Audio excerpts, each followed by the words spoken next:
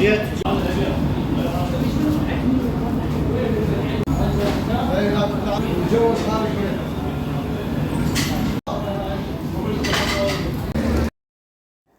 إن شاء الله الكل يكون بخير وبصحة وبسلامة. مثل ما شاهدتوا بداية الفيديو طبعا تريقنا وانطلقنا للشارجة، وأخذكم بجولة على السريع.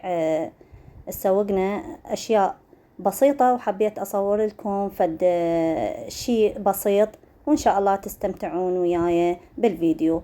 لا تنسون لايك واشتراك وفعلوا زر الجرس حتى يوصلكم كل شيء جديد. طبعا ومثل ما تشوفون ما شاء الله الشارجة كل شيء بيها. خذتكم وياي المكان اللي اشتري من عنده بهارات، وما قدرت اصور هواية، هم اكو خصوصية للعالم، يعني ما متعودة انا اشيل الكاميرا وهواية اصور. هنا انتقلنا رحنا الباب المعظم حتى نتسوق مسواقنا اشياء يعني محتاجينها، لان احنا الحمد لله اكو سوقاني احنا قريب علينا.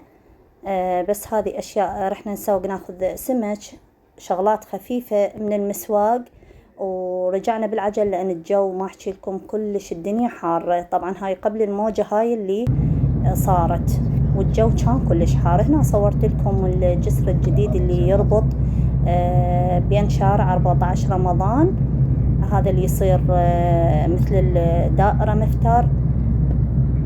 حبيت أصور لكم وهم يبقى ذكرى بالقناة. فحبايبي لا تنسون اللايك، وأشكر كل من دا يشترك بقناتي ودا يحط لنا لايك، شكرا جزيلا لكم. وأتمنى دائما هذا دعمكم حتى تواصل وياكم وتكبر القناة بيكم.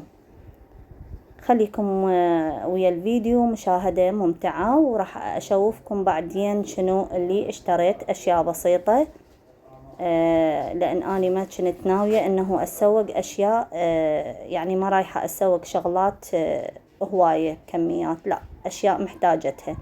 هنا مثل ما تشوفون اشتريت هذولي، أخذت هاي الصينية وأخذت هذه النجانة أو ما أعرف شو يسموها نعجن بيها. وهنا أنا أخذت البهارات اللي محتاجتها أنا اللي ناقصة عندي. طبعا بهاراتها كل جديدة، ربي يحفظه ويبارك فيه، دائما أخذ كمية وتظل عندي هواية. فجبت من عنده النقوصات.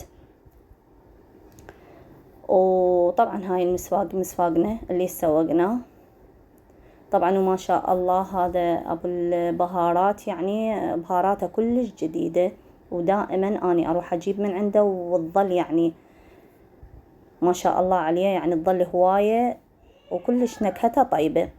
وهنا هاي مثل ما تشوفون السمك، وهاي سفرتنا، وألف الحمد لله والشكر، مع ألف سلامة.